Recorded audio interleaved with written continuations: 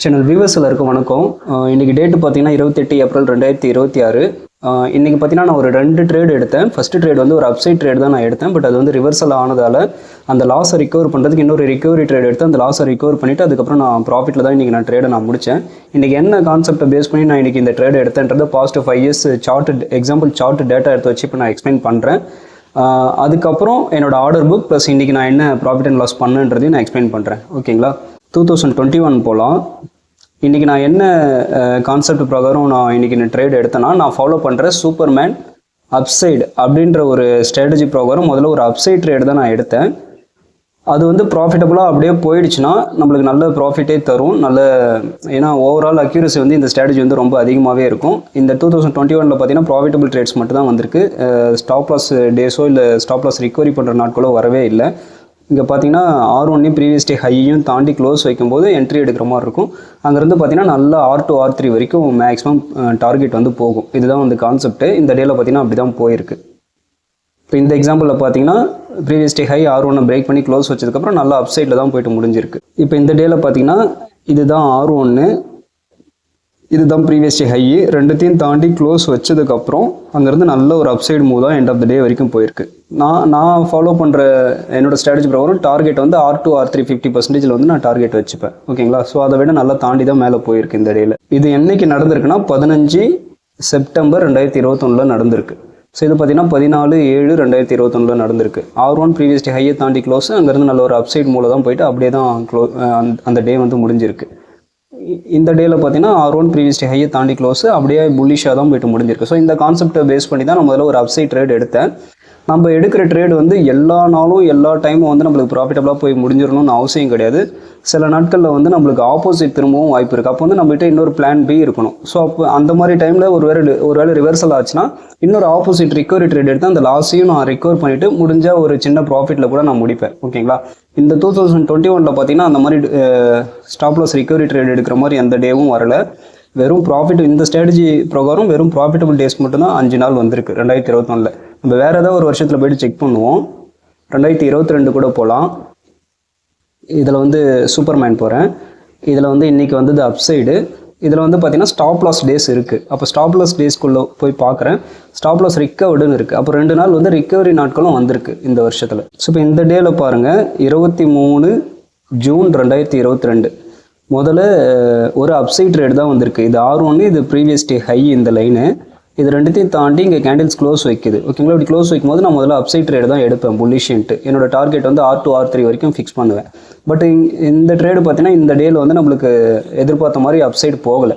அது பதிலாக ரிவர்சல் ஆக ஆரம்பிச்சிச்சு. ஸோ அப்போ ரிவர்சல் ஆச்சுன்னா இங்கே இன்னொரு டவுன் சைட் ட்ரேட் எடுத்து நம்ம இந்த லாஸ் வந்து ரிகவர் பண்ணி நம்ம சின்ன ப்ராஃபிட்டில் கூட அந்த டே வந்து நம்ம முடிச்சிக்கலாம். ஸோ இந்த பிளான் ப்ரோக்ராம் தான் இன்றைக்கி நான் முதல்ல ஒரு அப்சைட் ட்ரேட் எடுத்தேன். அது வந்து ஆப்போசிட் திரும்பினதுனால இன்னொரு சைமில்டேனியஸாக இன்னொரு டவுன் சைட் ட்ரேடும் எடுத்து அந்த லாஸ் வந்து ரிகவர் பண்ணி நான் ப்ராஃபிட்லேயே நான் முடிச்சிட்டேன் இந்த டவுன் மூலம். ஓகேங்களா? ஸோ இந்த ப்ரைஸ் ஆக்ஷன் தான் வந்து இன்றைக்கி நடந்துச்சு. முதல்ல ஒரு அப்சைடும் அதுக்கப்புறம் அது வந்து அப்படியே ரிவர்சல் ஆகிடுச்சு. ஸோ இன்னொரு டவுன் சைட் ட்ரேட் எடுத்து அந்த லாஸ் வந்து ரிகவர் பண்ணி ப்ராஃபிட்டில் முடிச்சிட்டேன் நான். ஓகேங்களா? இப்போ என்னோட ஆர்டர் புக்கை காட்டுறேன். ஸோ இந்த ஆர்டர் புக்கில் பார்த்தீங்கன்னா முதல்ல காலையில் நான் எக்ஸிக்யூட் பண்ணது வந்து 10:25 பக்கம் வந்து நான் ஒரு அப்சைட் ட்ரேடை வந்து எக்ஸிக்யூட் பண்ணியிருக்கேன். 24,150 புட் ஆப்ஷனை வந்து ஒரு 13 லாட் வந்து நான் செல் பண்ணியிருக்கேன். பட் அது வந்து திரும்ப லாஸ் சைடு போனதால் அந்த லாஸை வந்து நான் புக் பண்ணிட்டேன். 24,100 கால் ஆப்ஷனை வந்து ஒரு 18 லாட்ஸ் வந்து நான் செல் பண்ணியிருந்தேன்.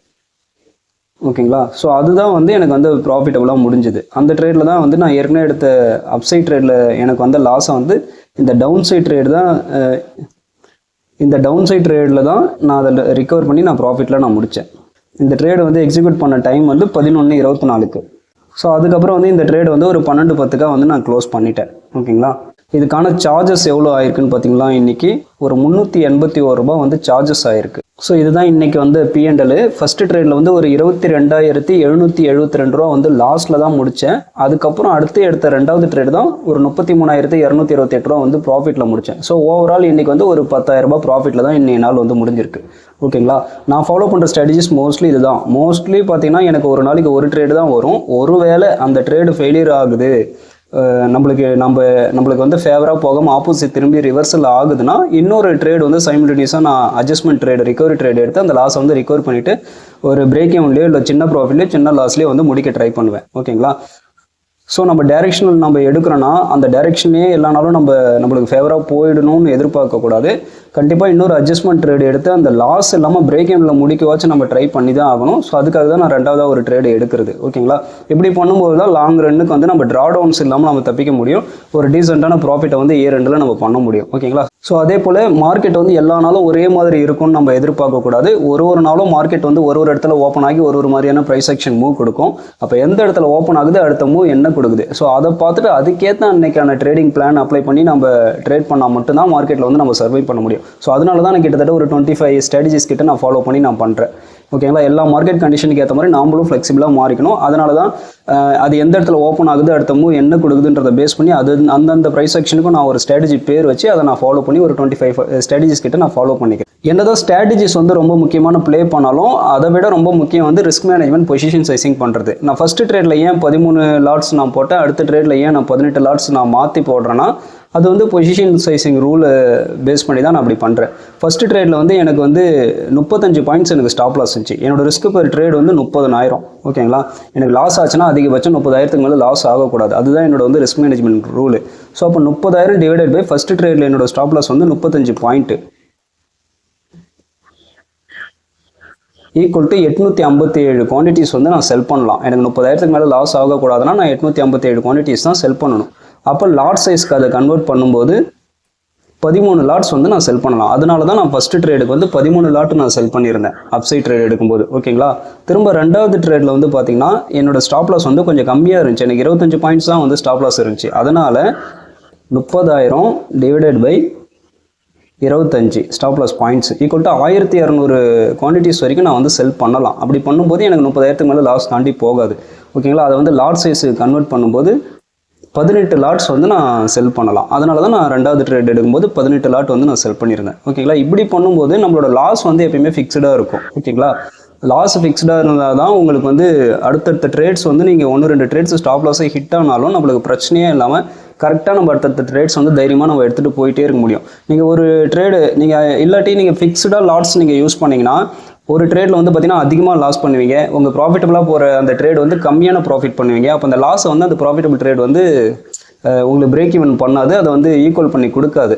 ஸோ நீங்கள் ஃபிக்ஸ்டான லாட் சைஸ் நம்ம பண்ணக்கூடாது. நம்மளோட ஸ்டாப் லாஸ்க்கு ஏற்ற மாதிரி நம்மளோட குவான்டிட்டிஸை வந்து நம்ம ஒரு தடவையும் நம்ம பொசிஷன் சைசிங் பண்ணி தான் ஒரு ட்ரேடு நம்ம எடுக்கணும். ஓகேங்களா? ஸோ இன்றைக்கான வீடியோ இவ்வளோ தான்.